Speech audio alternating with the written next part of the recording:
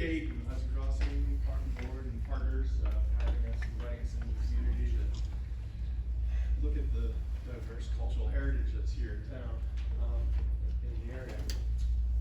So, titled program tonight is Siege of Saratoga Battlefield Landscape Survey. Let's see if technology works. There we go.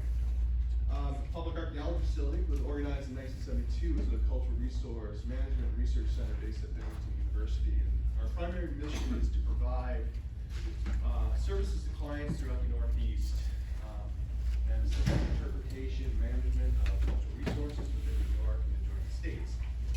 So community outreach and collaboration with indigenous groups constitutes an additional aspect of our mission. PIAF also covers a wide array of federal and state permitted developments. Public archaeology is emphasized in all the work that we do at PIAF. The staff participate in a broad array of community outreach projects that provide an extensive interaction between archaeologists and lay audiences. And over the past 10 years, our battlefield preservation projects have covered conflicts from the French and Indian War, Revolutionary War, and the War of 1812.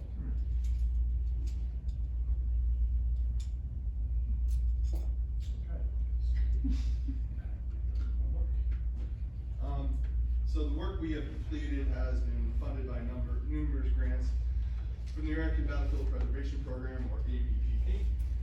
The ABPP promotes the preservation of significant historic battlefields associated with wars on American soil.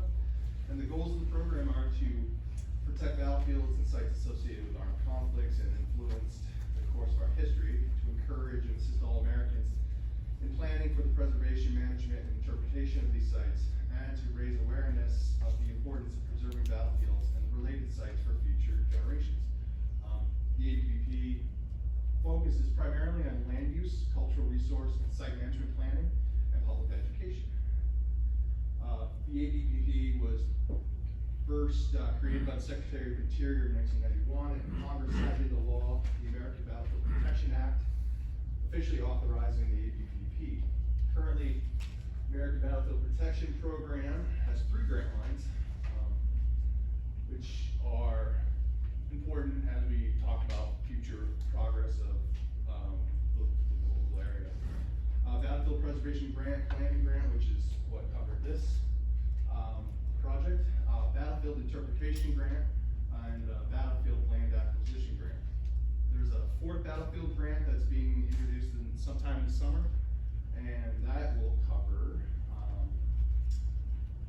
rehabilitation, bringing lands of battlefields back to its original condition during the period. ABPP Preservation Plan grants have funded the survey of more than 650 battlefields within the contiguous 48 and all the outlying protectorates, especially the South Pacific. It's helped preserve land at 100 and, I don't know. Hit exit. Let's see, 110 Revolutionary War, War of 1812, and Civil War battlefields.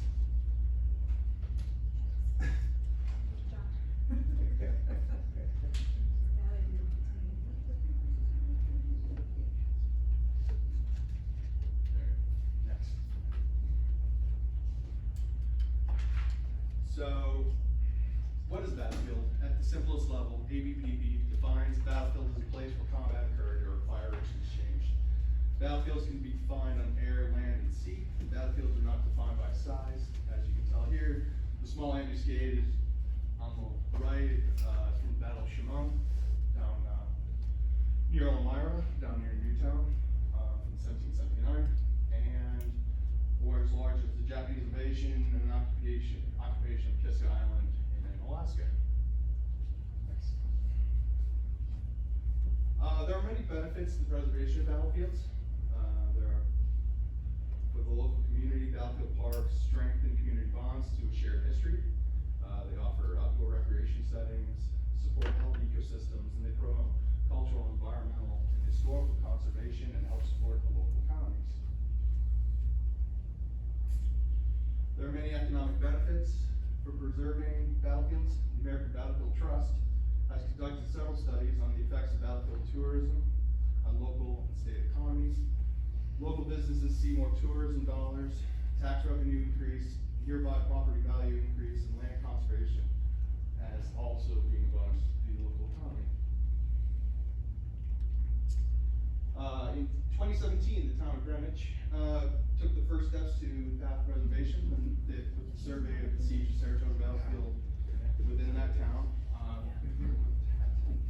performed by Harkin Associates out of Oakland. The current project proposed by Hudson Crossing Park and funded by the ABPP includes the town of Easton, Saratoga, Northumberland. And researchers from PIF conducted the historical research of battlefield delineation, and the information gained from the project will enhance the interpretation of the battle, better define the integrity of battlefield defining features, and address specific questions related to battlefield preservation and interpretation. The goals for the project included compiling an annotated list of references for the siege of Saratoga, searching applicable documents to identify a military landscape connected to the siege. It also included field verifying the location and boundaries of military terrain features identified during the documentary research, and visually assessing the integrity of these defining features. This research was used to refine the boundaries of the battlefield landscape and provide information that could be used in a future National Register nomination. Another major goal was to work with private landowners and the general public to reach a consensus on options for preservation and gather opinions on developing public access to parcels with significant military features. And this would allow the community to determine future steps for developing a plan that would both advance preservation strategies and provide the public with access to areas with interpretive potential. A number of research questions were developed for the project and were broken into two categories. The first focuses on battlefield features. At the basic level, we needed to know how many defining features are located within the towns of Easton, Northumberland, and Saratoga, and how are these features classified in a system known as COCOA, which I'll discuss in a little bit. What is their significance within the overall battlefield? The second category covered battlefield preservation and interpretation. All the military terrain features present today, what is the potential integrity and potential for preservation and interpretation? What was the level of knowledge and support for increased preservation, access, and interpretation of the battlefield resources? And how can this information contribute to the National Register nomination? The siege of Saratoga battlefield, defined by the red boundary on the map, covers a total area of 1,624 hectares, or just over 4,000 acres. Obviously, the length north to south is just under 4 miles and just under 3 miles east and west, covering 2 counties, 4 townships, and 2 municipalities, villages. So, I am sure everybody here is very familiar with the historic context of the battle, so I will be brief. So on October 7, 1777, the British defeated at Venus Heights in Stillwater, just north of Stillwater, and on the 8th, Burgoyne orders to withdraw Crown forces north with the goal of reaching Fort Ticonderoga. Early on October 9th, Burgoyne's army crosses Fish Creek at the small settlement of Saratoga and occupies the heights known as Victory Woods now. Continental General Fellows, who had been occupying the heights, withdraws across the Hudson River and takes position on the east side. On October 10th, British positions are strengthened, but supply boats are being harassed, captured, and destroyed near the mouth of Fish Creek. The bulk of General Gates' Continental Army arrive and position themselves on the elevated bridge of south of Fish Creek. October 11th, Gates, leaving only a British rear guard, held the heights, orders Generals Nixon and Glover's brigades to cross Fish Creek west of the confluence, and General Learned and Colonel Morgan to cross the creek near the Mill Dam about a mile west of the confluence. Skirmish between British pickets and intelligence from British deserters confirmed Burgoyne held the heights in force, and Morgan and Learned positioned themselves to the west of the British position. October 12th, Brigadier General Stark moves his forces across the Hudson north of the British position closing the circle. Between October 13th and 14th, Burgoyne still holds out hopes for relief from General Clinton moving up from New York City. By October 15th, Burgoyne's staff officers have convinced him that no relief will arrive and surrender is the only option. Negotiations on terms begin that same day. October 16th, by the end of the day, the Articles of Convention between Burgoyne and Gates are concluded. And on October 7th, Burgoyne's army leave their positions, form near Fort Hardy, ground their arms, and march south across Fish Creek, where Burgoyne surrenders his sword to Gates. Quick and dirty. Today, researchers conducting battlefield archaeology start by inventorying and reviewing primary and secondary written sources. We utilize a military landscape analysis called COA to organize landscape features identified in eyewitness accounts. COA was a system developed by the military to standardize and contextualize landscape in battle space. The acronym stands for key terrain, observation and fields of fire, cover and concealment, obstacles, avenues of approach and retreat. And this system allows researchers to standardize landscape analysis when linking primary documentation to the existing landscape features, and thus focusing our field work on these defining features.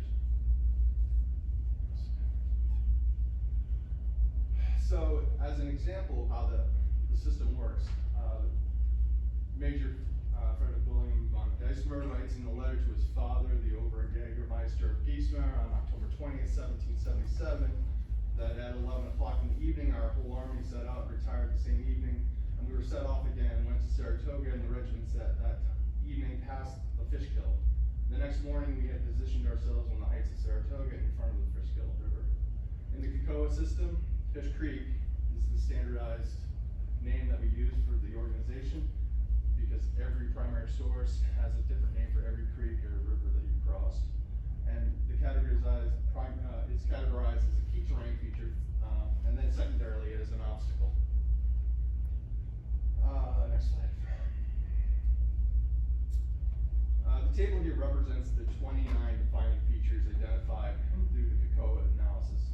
The list includes both natural and built landscape features, and it also lists the municipalities, the site integrity, current ownership status, and current interpretive signage at or near the defining feature. On the right, the map marks the approximate locations of the identified features and troop positions on the battlefield. Based on the analysis presented in the previous table, the top pie chart shows that over 51% of the defining features are located on privately owned parcels. Over 34% are within public parcels held by National Park Service or one of the local municipalities. And over 10% of the features cross both public and private property. The bottom chart shows the percentage of features within each municipality, and some features such as waterways get counted twice within the pie chart because they are large enough to be counted in several locations. So if you try to add that up, that's more than 100%. So next. The use of predictive modeling for battlefield survey projects generally uses data collected from archaeological surveys such as fire to drop lead ball, military buttons and accoutrements, or personal items dating to the time of the action. In the case of the Siege of Saratoga project, it is possible to begin to refine some of the potential locations of troop and field utilizing descriptions from primary documentation. This slide illustrates the use of radio line of sight analysis, which is another military sub-application in the GIS system.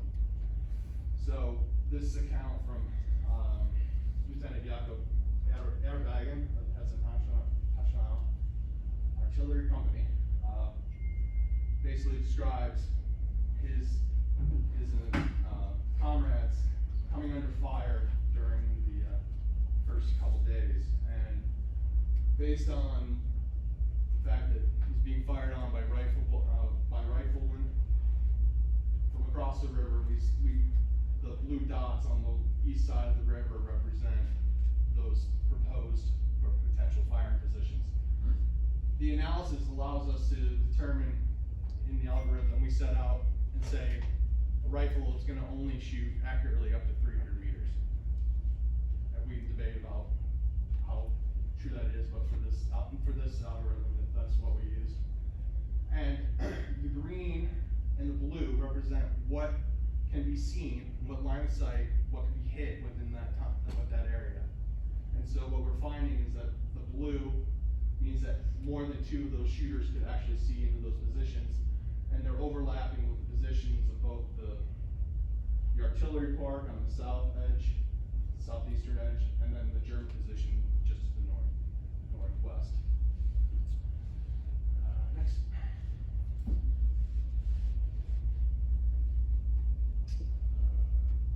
Here we've used the same analysis, but this time we're examining the potential locations of American batteries located on the east side of the Hudson.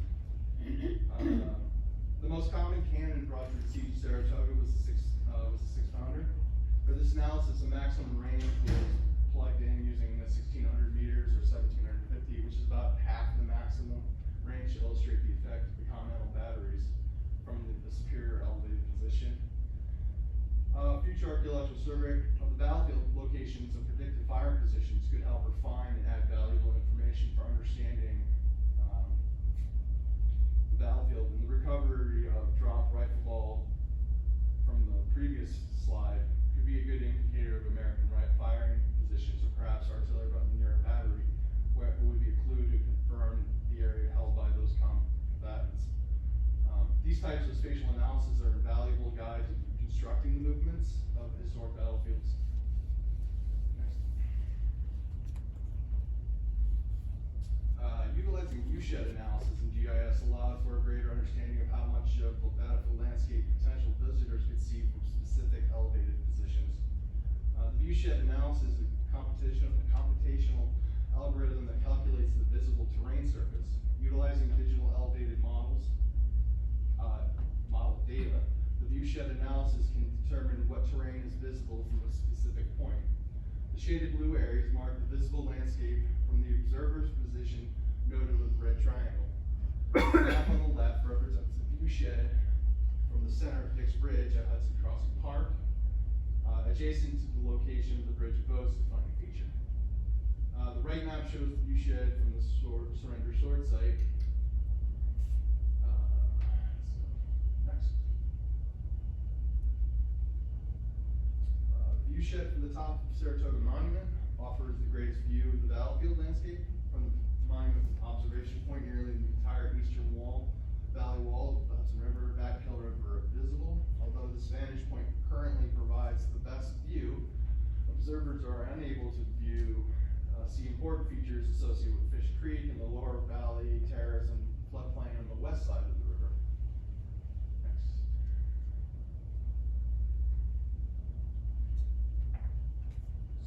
So how can visitors to the battlefield get a broader overview of the battlefield landscape? The siege of the Saratoga battlefield covers a broad spectrum of landscapes, including river, floodplain, valley walls, and uplands.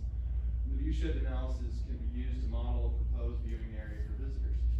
Developing an elevated viewing platform for visitors, this viewshed analysis demonstrates how visitors to the battlefield could view the landscape from several defining feature locations. The public access locations that were sampled in the analysis, such as Hicks Bridge, Sword Surrender Site, Saratoga Monument, had limitations in their viewshed, but a proposed viewing platforms at Fellows Battery would allow visitors a complete view of the battlefield landscape and thus a more comprehensive understanding of the events of October 9th through the 17th.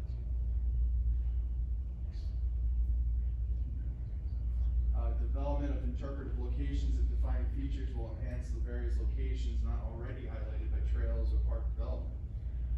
The design of pocket parks for Victory and Skylar Field and were first planned in 2006. I have my dates right.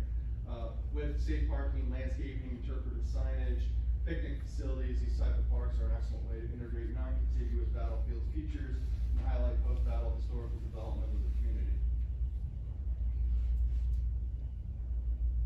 As shown in the viewshed analysis, battlefield observation points, broader views of the battlefield landscape are not possible. Development of an upland viewing platform overlooking the battlefield from the eastern side of the Hudson River would enhance the interpretation of this large battlefield. A similar type of viewing platform is located at Newtown Battlefield State Historic Site here in Elmira, New York. The bottom is just a model view from the position I chose randomly. It's where I think Fellow's battery is from, and this is the model view that you would see of the valley without all the trees.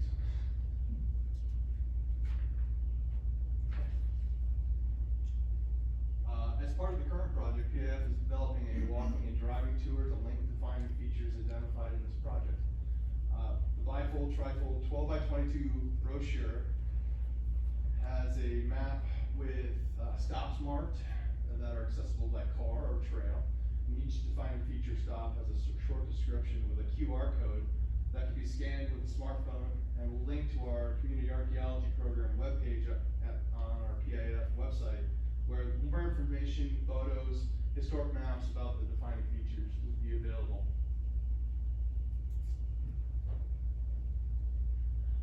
Preservation strategies can operate at different scales, such as individual, local, and national.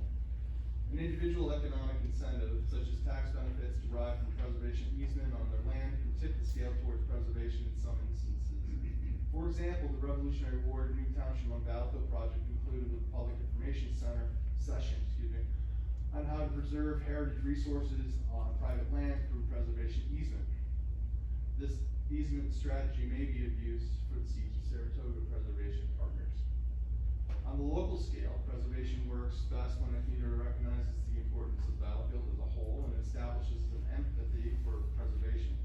It is important that programming reaches those beyond the advocates to build a larger community of constituents and stakeholders interested in preservation. Options for preserving battle-related features at the local level include purchase of parcels or subsets of privately owned parcels. And a long-term strategy could include convincing private landowners to place their properties in trust or selling their properties to private organizations such as the Archaeological Conservancy or to government agencies at the federal, state, or municipal level. The American Battlefield Protection Program Amendments Act of 2011 was a bill that allows ABPP to use funds to acquire and protect properties associated with the Revolutionary War and the War of 1812. The American Battlefield Trust and the New York State Environmental Protection Fund also assist with the purchase of private property for preservation of heritage resources. Financial incentives give landowners powerful decision-making options that could benefit preservation, particularly in Saratoga. This has already been successfully used with the Archaeological Conservancy, currently in negotiations to purchase privately owned land at Newtown Battlefields with the support of the ABPP, and the town of Fort Anne, and they were able to protect 160 acres of Battle Hill. And those are the headlines here are commenting on. The joint community effort at town of Fort Anne not only helped to eliminate the immediate threat of quarrying, but the effort resulted in more landowners inquiring about the process of creating a preservation easement or selling the property to the town.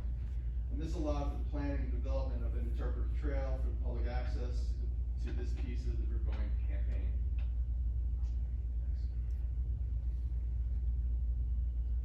Public comment will help guide the next steps in the preservation of the Siege of Saratoga Battlefield, such as for what parts of the battlefield the public would like to see greater interpretation.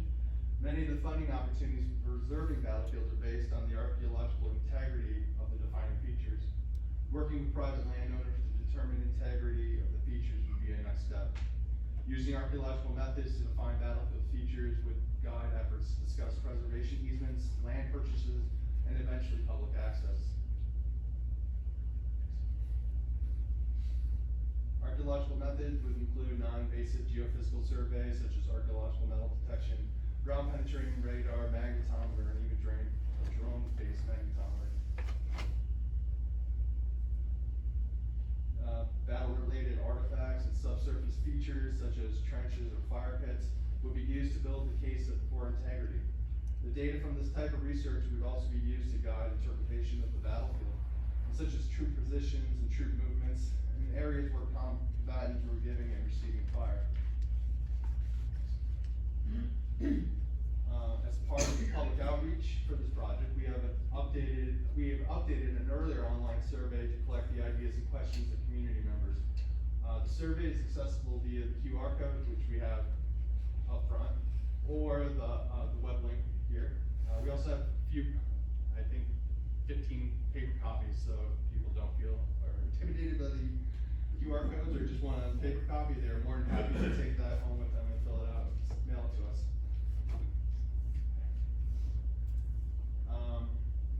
This is a modeled scene, just a fly through of the battlefield itself. Just to finish up the playing around with tech.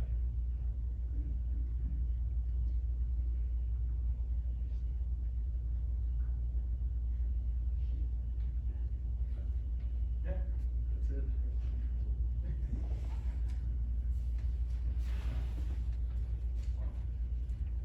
Is this part of the presentation on your website? This presentation will be on, the slides will be on the website, yeah. Yeah. We should have it done that, yeah. Morning. Yeah. Did you say that American troops were firing from the east side of the Hudson River, across the river with muskets, Probably rifles, yeah. rifles, Yep. and able to actually hit something? That's quite a range there. Yeah, and,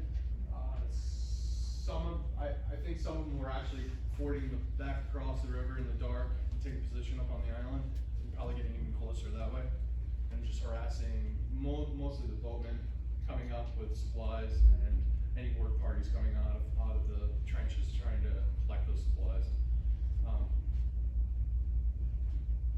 The algorithm, the modeling I did was based on what someone had written, so it wasn't me supposing, like, just me making it up. I was trying to go by what was being written in the accounts. So, obviously he's saying they're being fired upon, but, everybody's keeping their head down. He's obviously talking about, people and his comrades being shot, and so everybody's just trying to dig deeper, trying to take cover, and no one's really telling me where they're coming from. So, using these kind of, GIS-based algorithms and stuff model allows us sort of to pinpoint areas of interest. So, if I had the opportunity, I might go to the east side of the river there and start doing some archaeological survey, probably with metal detectors and geophysical stuff, just trying to find because riflemen are loading and dropping ball all the time. So if you start finding patterns of dropped musket balls that are unfired, that's the position where those guys are hanging out. And probably if they're just having a good old time at the other side, they're laid back, they have no issue of being fired back on. So they're probably just in the trees firing out across the river. Would the dredging have destroyed anything that you might find in the river? Probably, yeah. Depends, I'm not aware of how much dredging has been done, so if it's just a single channel, if it's the entire river, but surveying the river would probably be the hardest thing to do anyways. I serve on the EPA Yeah. Community Advisory Group for the dredging of the Hudson, and we required them to do archaeology Okay. before the dredging started. Right, okay, So yeah, what was found, I believe, is at Rogers Island. okay. That's good to know. On the tour map? Yeah. The sites that you have, the spots here and there, are they where signs already exist, or? A lot of them, yeah, there are spots where signage already exists. They're like. It may just be the New York State blue signs. And then it like attach a QR to that. Yeah, so the QR code will go into a little more detail about the stop and about why the defining feature is important. It also, I think we held space where we put photographs of the things that, the photos we took of the defining features out there. Unfortunately, our survey was pedestrian, and we kept the public lane, so we weren't tromping across people's property looking, trying to find things. So, we're as close as we can be, and so next step would hopefully be to pinpoint areas that are of interest, and then going to those people specifically and asking for permission to look at their property. But, Where was the fording point on Fish Creek?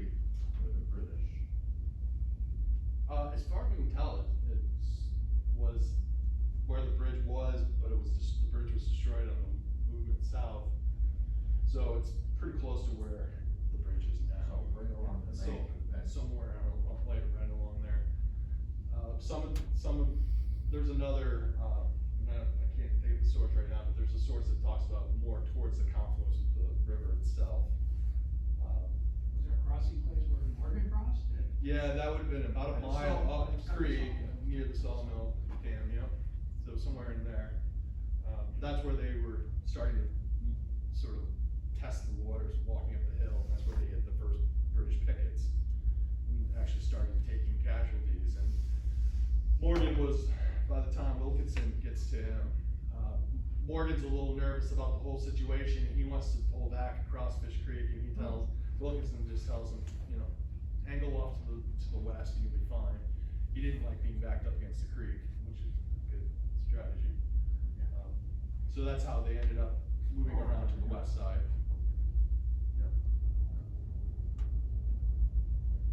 Does anybody have any more questions for Brian? Can you tell me where Colonel Baum crossed over the Atkill River? As far as I understand, I mean, the best fording place is where all that bedrock is exposed near the mill area. That seems to be where I would think they would be crossing, but. The reason I'm asking Yeah. is, I own property along the Atkill River there. Yeah. And years ago, I was told that Colonel Baum went through where the Atkill River is, which is in the town of Easton, like properties in the town of Easton. And I believe that he went across my property. Okay. And because of it being so hot, that his soldiers all had armor on. And I'm just trying to find out, because they may have destroyed a lot of armor, and we might be able to find something. Maybe. So, Yeah. that's why I'm just trying to find out where he is, and if he could have come out through there. I don't know. The best fording place I saw seems to be where all that bedrock is exposed before it drops off to the same level as the Hudson. There's a blue sign marking. that. There is a blue sign marking, and I hold the blue signs. Oh, I would not. Yeah. The highest regard, right? So right at the bridge, right on the north side of the bridge there's a blue sign. Yeah, so I put the blue sign there a few years ago, we saved some money, so, don't go 100% by that. However, it was based on a historical document that was put together by the historians, John Sheaf of the Sons of the American Revolution, Walloon-Sac chapter, and the late Paul Logan, the Kingsbury historian. So the two of them put together a reasonable driving route of what they believe the route of Baum was, and I probably have that somewhere. The answer is we believe that they crossed, right there. Right where the bridge is now, yeah. Seems to be the safest place, though. Looking forward in terms of protection, I think the one thing that you've missed is the two land trusts, the Agricultural Stewardship Association and Saratoga Plan, have been very active for the last 15 or 20 years in working with the agricultural lands and the farmers. Okay. And to a large extent, particularly over in Easton and Greenwich, Okay. in, Yeah. with the farmers protecting the viewshed through conservation easements. And Saratoga Plan has done several of them adjacent to the battlefield on this side and is working on several others. Okay. So an Excellent. awful lot of the protection of the battlefield and the viewsheds is going on in cooperation with the landowners Okay. who have been tilling the soil. So if Right. something was there, they found it.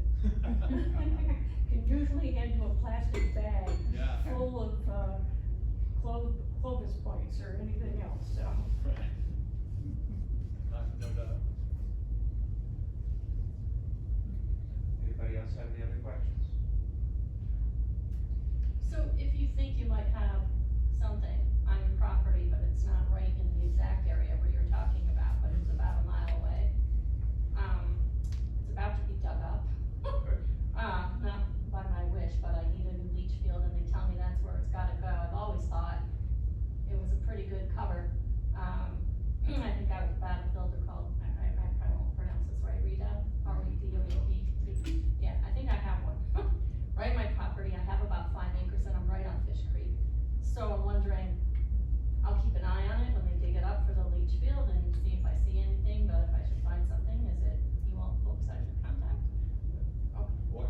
contact Drew too, and yeah, he could get us. And I would contact the State Historic Preservation Yeah. Office. Right, okay. Yeah.